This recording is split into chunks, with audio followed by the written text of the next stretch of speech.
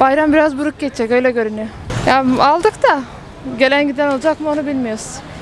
Yani bazı köylü müylü geliyor, işte şeker falan. Içi de geliyor da o kadar değil yani. Hüzün olacak, sessizlik olacak. Ama bayram da geliyor. İnşallah bayram mutlu olmaya çalışacağız bayramda da.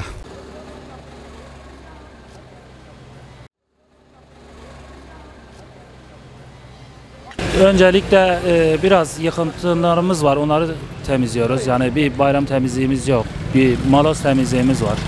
Bu kadar.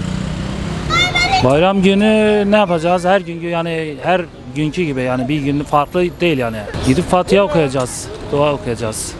Evimiz depremden dolayı hasar gördü. Ancak şimdi başlayabildik. Bir ucundan tutabildik. İşte malos temizliği yapıyoruz.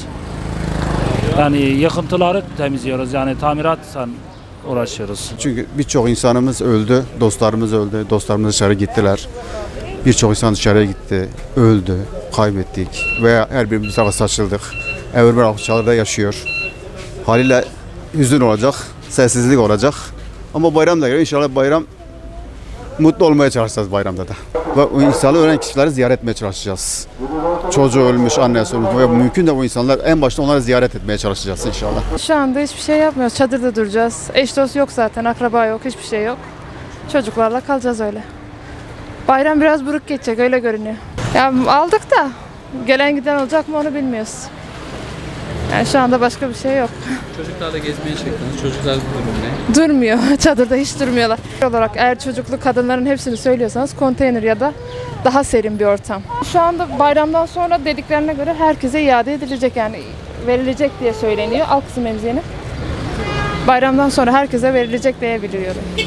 Vallahi en önemlisi insanların barınması tabii ki. Yani belki inanın maddiyattan ziyade barınma çok önemli. Birçok insan çadırda, çadır sıkıntılı.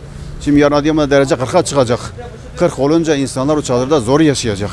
Yani bu en önce bu insanın barınması önemli. Gelimiz herkesin konumu bir değil. Belki benim durumum iyi olabilir ama birçok insan mağdur. Birçok dükkan yıkıldı. Yani bu Adıyaman'da %10 esnaf ayakta kalmadı. Birçoğun dükkanı yıkıldı çünkü. Yani ben önemli değilim yalnız tek başıma ama birçok insanların %90'ı mağdur. Dükkanı yıkıldı, iş yeri yıkıldı. İş olmazsa sıkıntı o.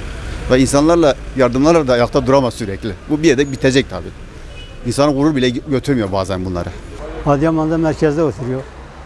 İşte dediğim gibi bayram üstü yani malumdur. İnsanoğlu çoksa el kadın altında kaldı, kimse taciz, kimse yas çekiyor dediğim gibi. Yani bazı köylü müylü geliyor, işte şeker falan.